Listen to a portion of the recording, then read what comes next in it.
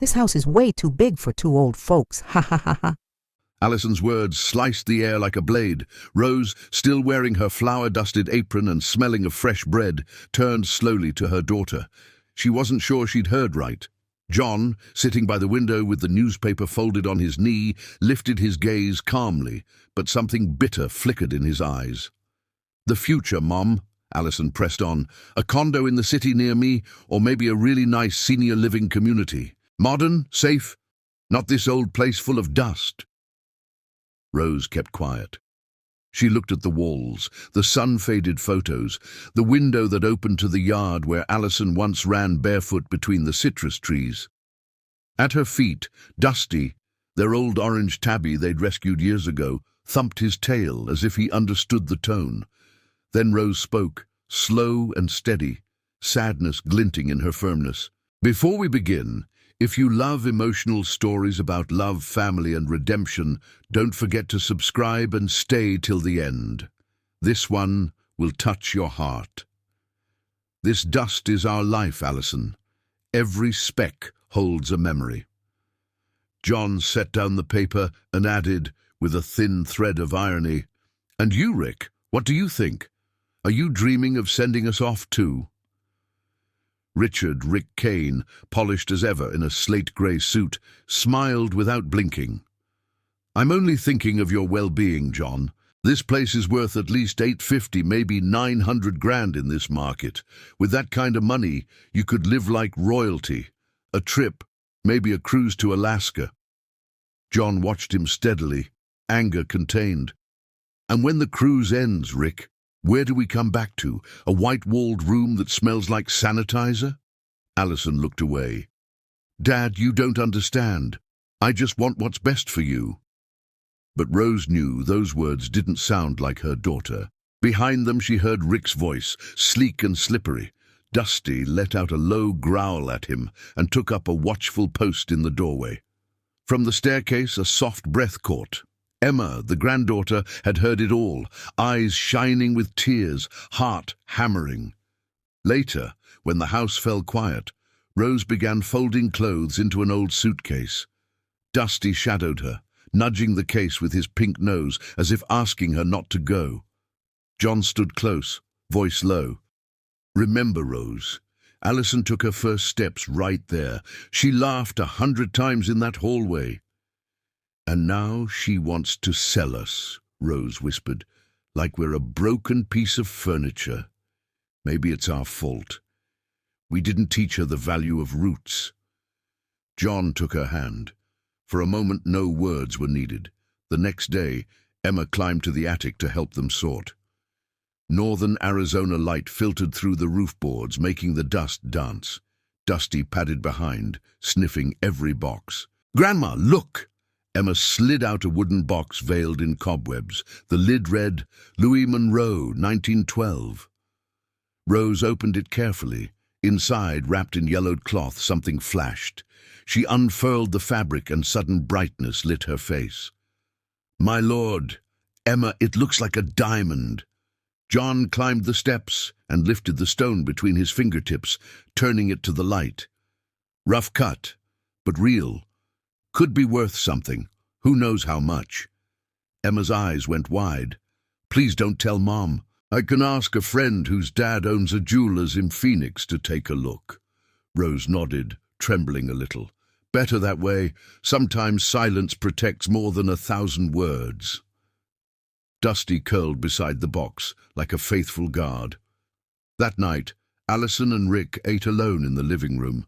Rose and John had gone to bed. Rick poured wine, and in a thin, sharp voice said, "Listen, Allie, if they sell this house, half the cash is yours. If they keep stalling, you'll end up with nothing. You need to act." Alison hesitated. "They're my parents, Rick." He took her hand, feigning tenderness.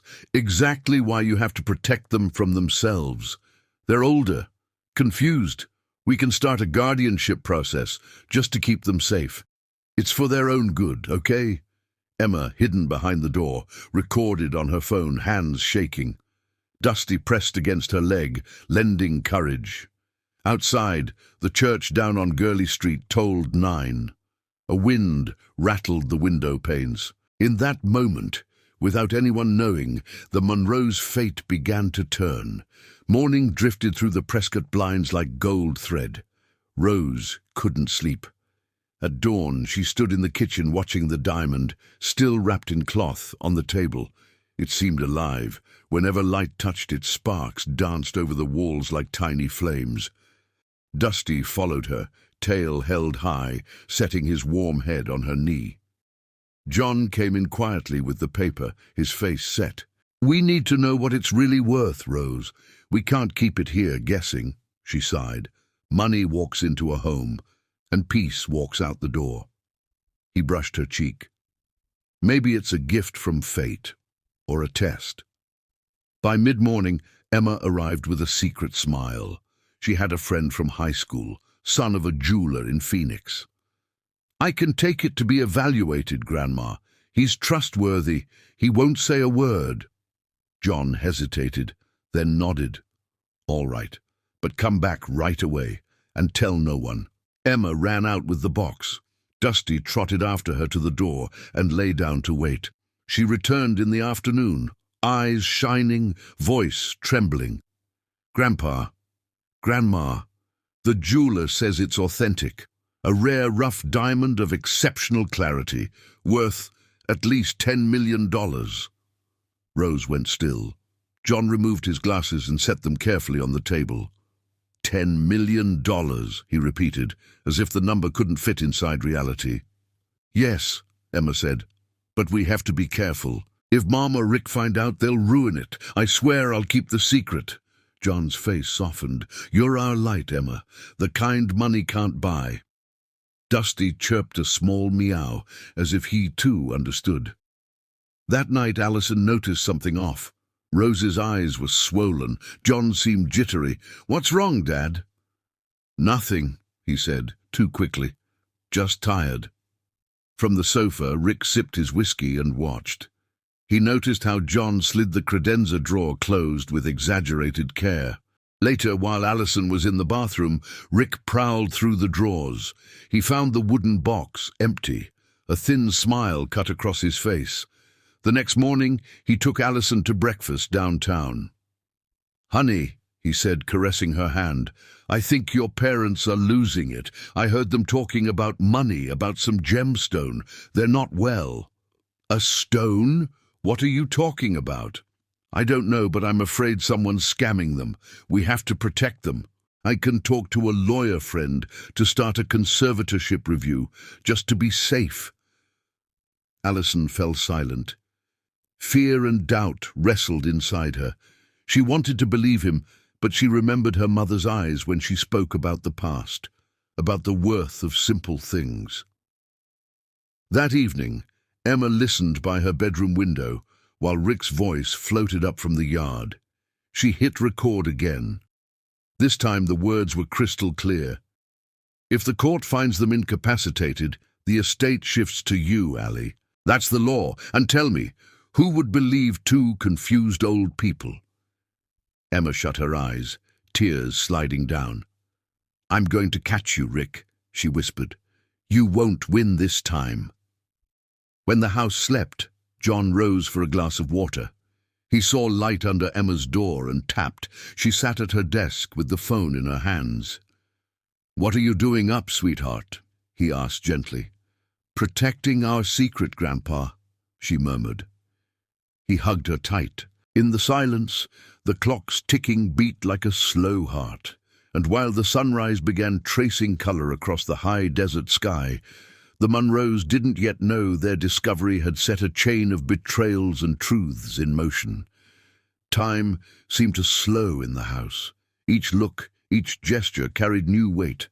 Since they'd found the diamond, Rose and John lived between hope and fear, like travelers picking their way across a glass bridge. Rick, meanwhile, appeared more and more. He came with polite excuses. Flowers for Rose, newspapers for John, even treats for Emma. But behind every smile was calculation. Behind every word, poison. One afternoon on the back patio, Rick spoke softly to Allison. "I talked to a lawyer buddy. If your parents show confusion, we can petition for guardianship. Not to take anything, of course, just to protect them from people who'd exploit them. Allison frowned. Confusion? My dad's lucid, and Mom too. Really? He said, feigning surprise. Because yesterday your father told me this house belongs to the wind, and your mother asked if I'd seen her mom, who passed 20 years ago. That seems lucid to you. Allison's head dipped. Maybe they were tired, or unwell, he said, stroking her cheek. Think of Emma. If something happens and you do nothing, you'll be alone and broke. I'm trying to protect you, baby. The words drifted into her mind like fog. She needed to believe Rick was sincere. So when he slid a form in front of her, she didn't ask many questions.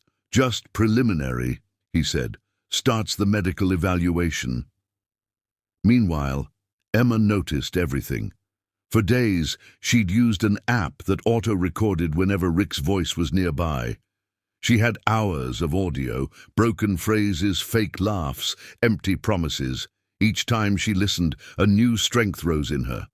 One night she found her grandfather alone, head in his hands. "Grandpa, what happened?" John looked up, eyes wet. "It's gone, Emma, the diamond. Your grandmother kept it in the drawer, and now it's not there." Her heart stopped. "You're sure?" He nodded. "Only your mother and Rick were here today." Emma understood at once. She ran to her room, scrolled through the recordings. An audio from half an hour earlier, Rick's low voice, very clear. "We'll put it in a bank safe deposit box. Then I'll handle the sale at the right moment. No one needs to know." The tears came, hot and quick, but there was no time to cry. She saved everything in a locked folder and sent a copy to the only person she trusted outside the house. Paul Owens, a journalist who'd been John's friend for years, from the old days at the community paper. Downstairs, Rose found her. "Emma, are you all right?" Emma hugged her hard. "Don't worry, Grandma. Evil's on a countdown." In a sleek office downtown, Rick signed papers with his contact. 2 weeks and we'll have the medical evaluation, the lawyer said. If they're found incapacitated, the property shifts to Allison.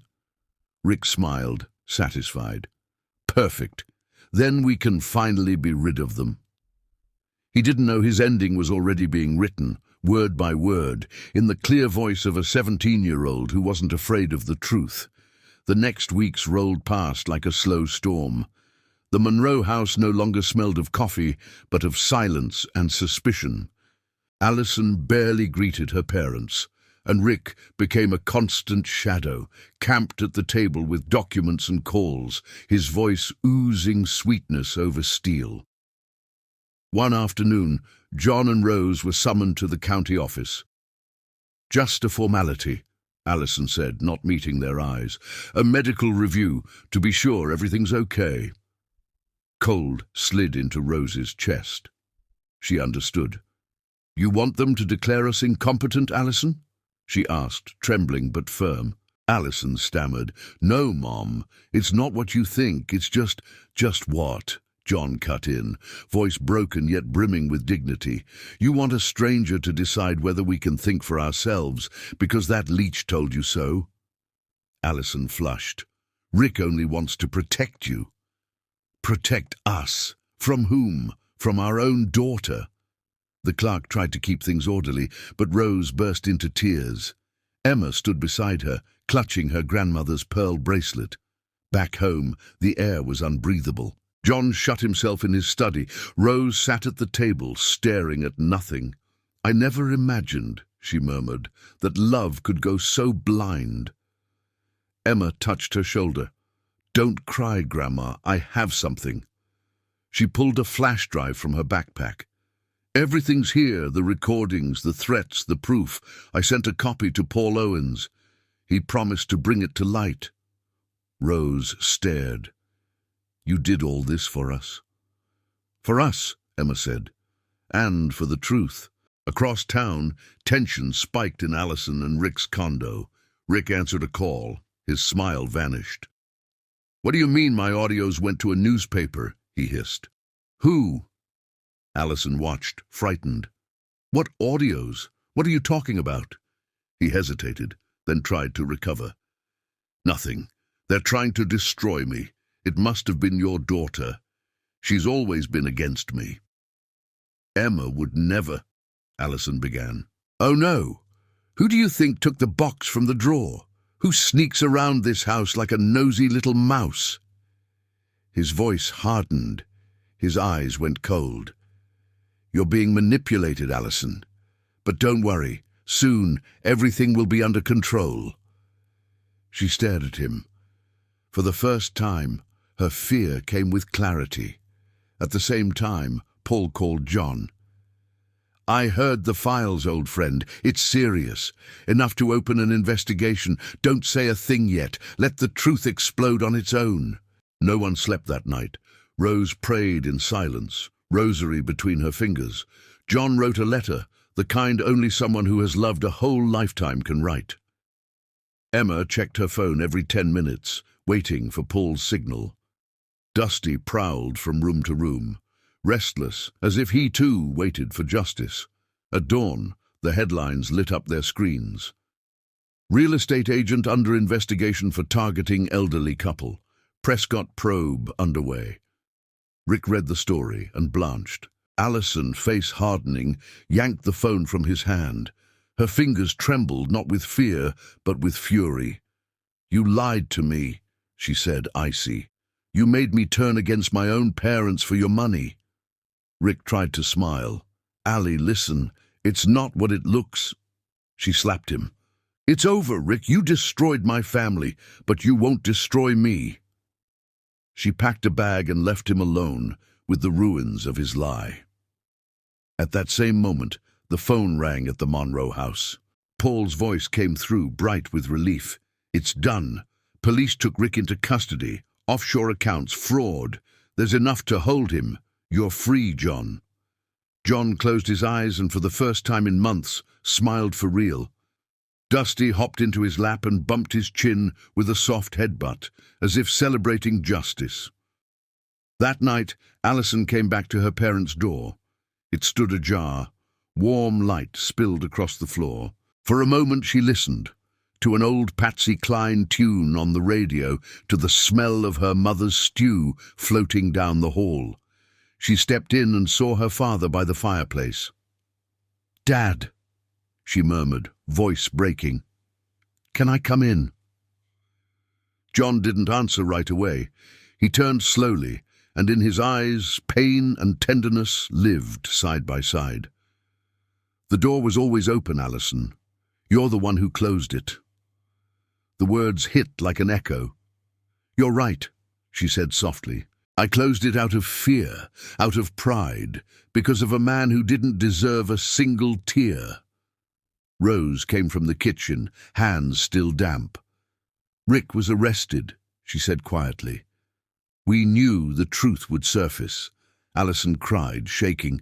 "Forgive me, Mom. Forgive me for everything. I said things I can't erase. I hurt you. I don't deserve your forgiveness." Rose looked at her a long time. Then with a gentle motion she wiped her daughter's tears with the corner of her apron and drew her into a hug. "Real love doesn't vanish, honey. It bends, but it doesn't break. Forgiveness is just another way to love." John stood and rested a hand on Allison's shoulder. "You hurt us, yes, but we learned that even those who go wrong can find their way back, if they're brave enough to return." Allison glanced toward the stairs. Emma stood there, phone in hand. "And you, sweetheart, you saved our lives, not just mine, your grandparents too." Emma blushed. "I only did what was right." Rose hugged her close. "And tonight what's right has your face." That evening, the Monroes ate together for the first time in months. Laughter drifted back slowly, like notes from an old melody. Dusty slept by the table, content, chin on his paws. When the dishes were cleared, John took a small box from the drawer. "There's something we need to decide." Inside, the diamond blazed brighter than ever, as if it knew it had been part of a long trial. Allison stared. "You didn't sell it?" John shook his head. "Not yet. Maybe fate wanted us to find it, but not to make us rich. Maybe to remind us that what's truly valuable can't be measured in carats." Emma smiled. "But you could use part of it to fix up the house, or travel a little. You've worked your whole lives. You deserve to be happy." Rose laughed softly. "Maybe a trip, yes. But first, we'll give this house its heartbeat back, fill it with voices and laughter again. This house should live." That was when Allison made the choice that changed everything. "I want to stay here too. I want to help. I don't know if I can ever earn your full forgiveness, but I want to try." John took her hand. "You don't have to ask forever, honey. Just don't stop loving." Dusty let out a tiny, approving chirp. Firelight danced on the walls, warming their faces. It was a simple moment, but perfect. 3 generations reunited under one roof. And that night, for the first time in a long while, the Monroes slept without fear. The wind slipped through the pines, carrying away the shadow of the past. Spring returned to the high country. The air smelled of wet earth and lemon blossoms from the old tree that somehow thrived against the odds. The windows stood open, the curtains breathed with the breeze, far-off bells chimed from town. Rose watered the balcony flowers, humming an old tune. In his study, John wrote in his journal with the steady hand of a man who'd learned to treat each word with care. Allison came in with a cup of tea. "Dad, Mom says you should rest. You travel tomorrow. You'll need the energy." John grinned. "Energy? I've never lacked that. What I lost was the will to dream, and Emma gave it back." "Where first?" Allison asked. "Paris," Rose said from the door, eyes bright. "Then Rome, Lisbon, Madrid. We want to see the world, but always come back here. Home should be a point of return, not a prison." Emma clattered down the stairs with a small suitcase. "I'm walking you to the station. I want to watch your train pull out. Promise me something. This time you'll really come back." John laughed. "We'll be back, kiddo. And when we are, you'll find us right here, old as ever, but happier than we've ever been." When the taxi arrived, the hugs lasted a long time. Allison clung to her parents as if she feared losing them again. "I won't waste another day away from you," she cried. Rose smoothed her hair like when Allison was little. "Life is a journey, sweetheart. Sometimes you have to get lost to understand where you want to return." The train eased out of the station, carrying 2 souls who had known pain and found forgiveness. From the window, Rose watched the green hills slip away and turned to John. "Remember when you said destiny loves hiding its treasures?" He nodded, peaceful. "Maybe it wanted to teach us that diamonds aren't found in the ground, but in the heart that loves." She took his hand, and we found ours. Always in the heart, Rose. Always there. Outside, the sun set behind the Bradshaw Mountains, the train's golden reflection shining like a promise kept. 2 elders holding hands melted into the dusk, as if the whole world was seeing them off, recognizing the purest kind of wealth. Peace reclaimed. That night, Allison and Emma sat on the balcony watching the lights glimmer on Granite Creek. Stars came on one by one, like tiny promises. "Do you think they know how special they are?" Emma asked. Allison smiled and took her hand. "I think they do. But the real miracle, Emma, is that now, so do I." A soft gust moved through the house, setting Rose's old wind chimes singing. Its melody filled the night. It was as if life, like music, never truly ends. It just changes rhythm and keeps on playing. If this story moved you, leave a heart emoji in the comments and share it with someone who believes in second chances.